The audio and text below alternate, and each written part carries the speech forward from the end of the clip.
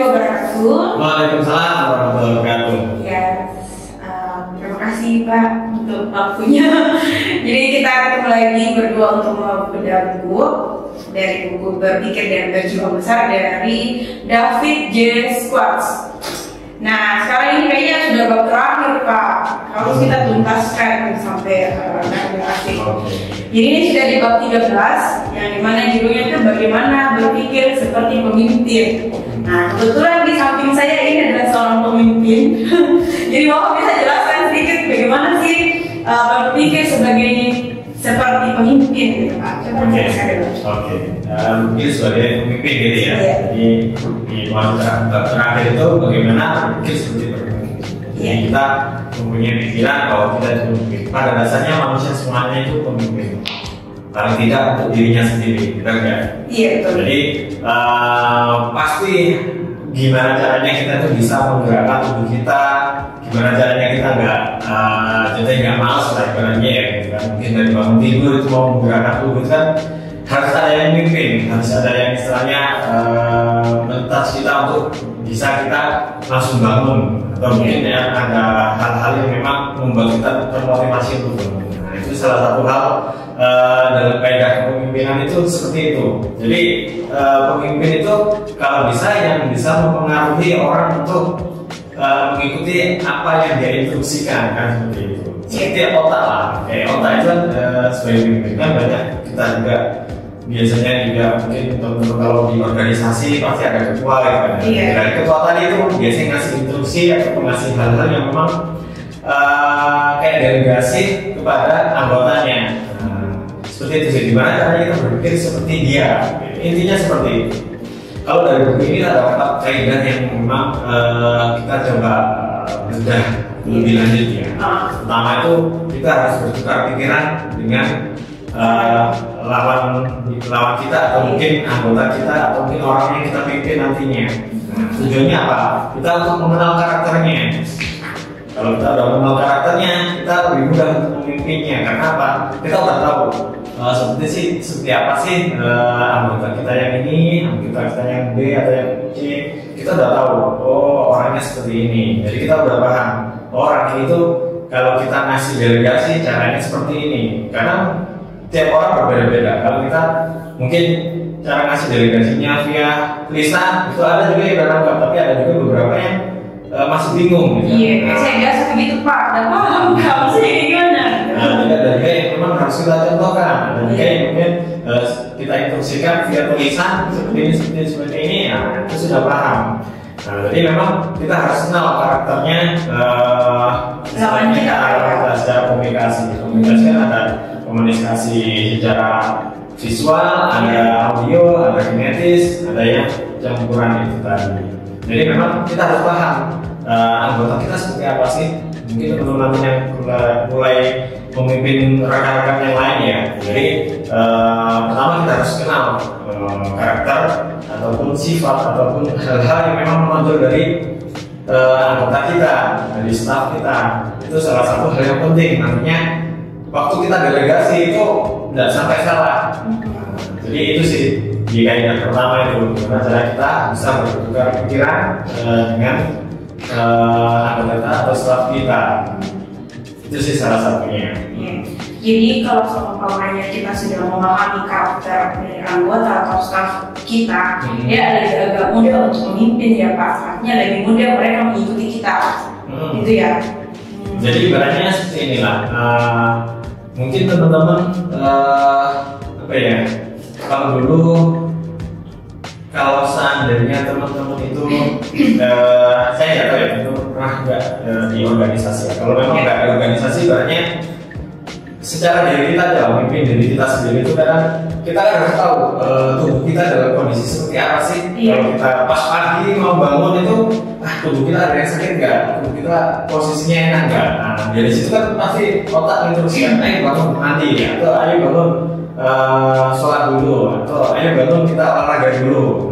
Itu kan sebenarnya kita tahu posisi tubuh kita seperti apa. Tubuh itu ibaratnya kayak tadi anggota tim kita, dari tangan, kaki, mulai dari seluruh badan itu kondisinya sehat nggak, fine nggak. Kan ada juga kita mau melakukan sebuah hal ternyata masih sakit kondisi sini, atau mungkin kalau di dalam organisasi mungkin dia nggak masuk, atau mungkin dia izin, atau mungkin dia apa, berarti kita harus melakukan hal lain untuk antisipasi. Mungkin ada backup personnya, atau mungkin ada yang istilahnya strategi lain atau taktik lain yang kita gunakan, gitu sih.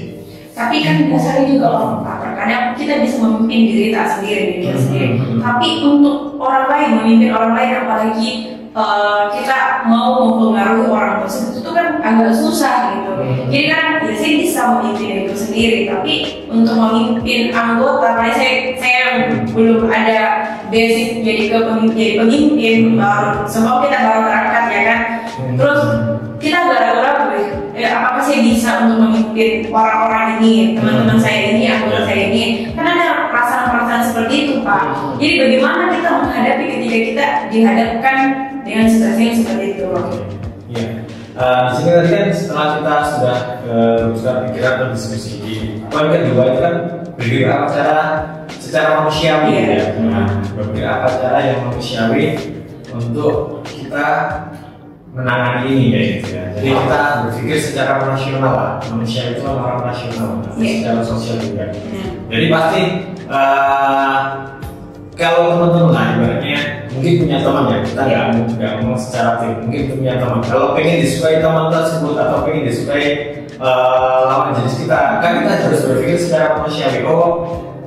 Kalau pengen disukai dia itu sukanya ke sini atau suka makanan ini, nah kita pasti akan melakukan persamaan untuk mencontohkan kan. Jadi dari situ itu kita bisa menggali ibaratnya hal yang memang menjadi apa ya, poin penting kita bisa dekat dengan dia.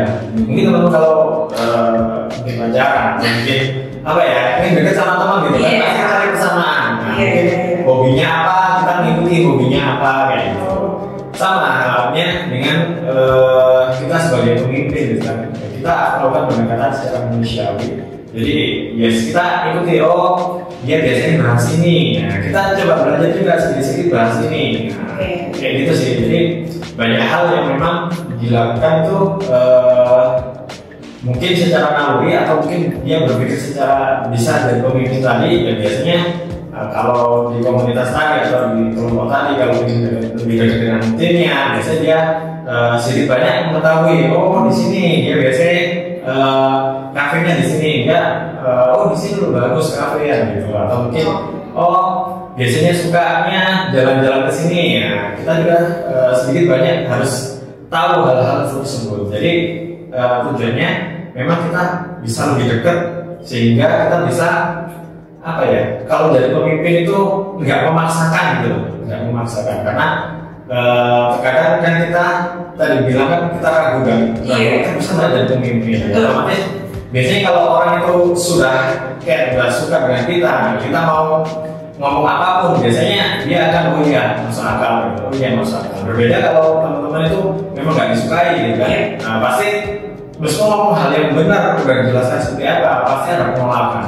Kenapa? Dia udah menilai secara pribadi, secara subjektif maksudnya. Iya betul. Jadi kita berpikir rasional kayak bagaimana kita mendekatkan ke teman-teman. Kalau sebenarnya kita merasakan, kita coba dulu dekat, saling mengenal, cari persamaan-persamaannya. Oke, jadi agak sedikit paham sih sebenarnya dari sini. Seperti itu. Nah, selanjutnya kan ini ada yang ketiga itu berpikir untuk maju, percaya kan kemajuan, mendesak untuk maju. Jadi saya agak paham sih sebenarnya di sini. Yang saya tidak paham ini di poin keempat Pak. Di poin keempat ini luangkan waktu untuk berunding dengan diri Anda sendiri. Jadi menurut Bapak gimana? Kalau berunding tadi kan berdiskusi dengan diri kita ya, mungkin itu lebih ke arah evaluasi lah. Evaluasi diri kita itu selama kita melakukan hal tadi, poin pertama, 2, 3 tadi, kita sudah sampai mana kan? Kita berhasil atau enggak? Jadi kita diskusi dengan diri kita itu maksudnya kita evaluasi, introspeksi diri. Karena kan kita seolah ada juga yang pemimpin itu dari ada artikel yang saya baca itu ada 9 tipe kepemimpinan ya. Itu banyak, mulai dari kayak diktator, ada juga yang sosialis, juga yang istilahnya dia pemimpin yang memang kayak model mengayomi, ada juga pemimpin yang model kayak mendorong kayak gitu, ada juga pemimpin yang seorang kayak pelayan gitu ada. Jadi kalau itu ya, kalau saya baca itu gimana kita jadi pemimpin itu pasti ada karakter khusus yang memang sesuai dengan kita, tapi ada beberapa karakter yang lain nanti kita pakai secara situasional. Nah itu dari diri kita tadi kita evaluasi sebenarnya kita masuk kemana dan apa yang bisa dilakukan oleh karakter tersebut. Jadi kalau kita memang pemimpin yang istilahnya apa ya, diktator gitu ya, pasti ada keunggulannya, ada juga kelemahannya. Begitu juga kalau pemimpin itu yang apa ya, di arah demokrat, demokratis itu pasti ada kelebihan yang kekurangannya. Kalau diktator kan dia berpikir sendiri lalu kita delegasikan kayak gitu. Jadi udah posisi ini kayak gitu. Jadi kalau ada dia akan mendapatkan reward dan punishment kayak gitu. Kalau kamu bagus delegasi ya, kalau kamu jelek punishment. Dan juga pemimpin yang demokratis. Kita mungkin menggali ide atau saran dari tim kita seperti ini. Nah kita olah bagusnya begini. Jadi mereka berpikir kalau yang demokratis itu lebih baik banyak kepala yang istilahnya membantu kita untuk bisa maju gitu. Kan itu berbeda-beda. Jadi itu introspeksi sih. Kita sudah sesuai nggak sih?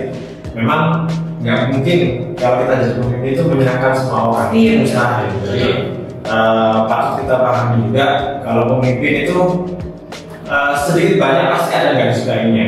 Itu pasti. Dan ini dari tim itu pasti dia ada suka, kayak tidak suka. Pasti menurut ini ya. Juga memang dia ada juga. Jadi hampir sama lah. Mungkin teman-teman ya, mungkin ada dengan saudara pasti ada lah. Suka dengan ini tapi ada juga nggak sukanya. Jadi jangan berpikir menjadi orang yang populer kayak gitu. Apalagi kalau jadi pemimpin ya, karena di kepemimpinan itu pasti ada masanya kita benar-benar harus membuat keputusan yang memang mungkin tidak enak bagi semuanya. Tapi itu demi kemajuan semuanya. Jadi memang kalau teman-teman sudah ibaratnya tim kita tadi sudah naik levelnya, mungkin dia paham gitu. Tapi kalau dia masih di tahap staffing, apalagi masih baru itu biasanya mereka akan cenderung kenapa seperti ini, akan apa ya, brundel gitu, brundel di belakang kayak gitu. Itu hal wajar. Karena memang apa ya, ibaratnya itu seni dari kepemimpinan seperti itu.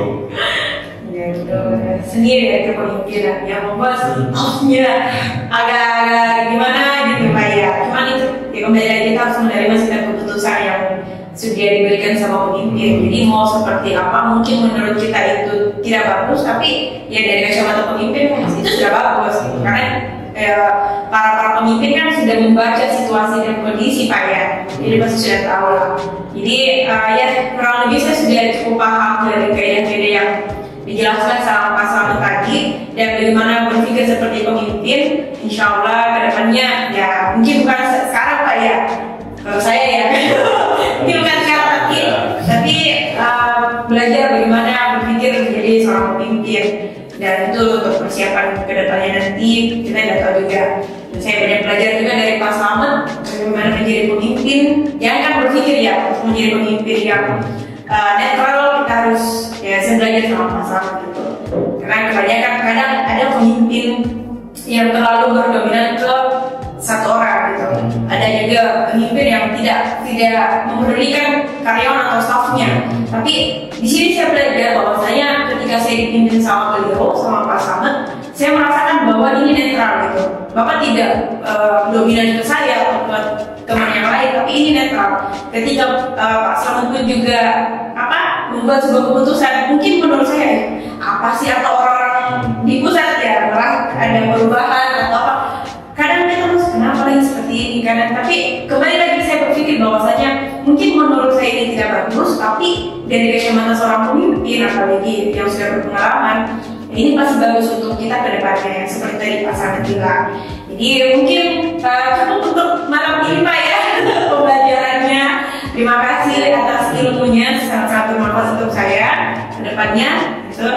Terima kasih, sampai ketemu lagi di bulan depan dengan insya Allah dengan tambah lagi kayak masa kita terus berdua biar lebih banyak lagi pemahaman dan pembelajaran yang baru. Terima kasih. Assalamualaikum warahmatullahi wabarakatuh. Waalaikumsalam.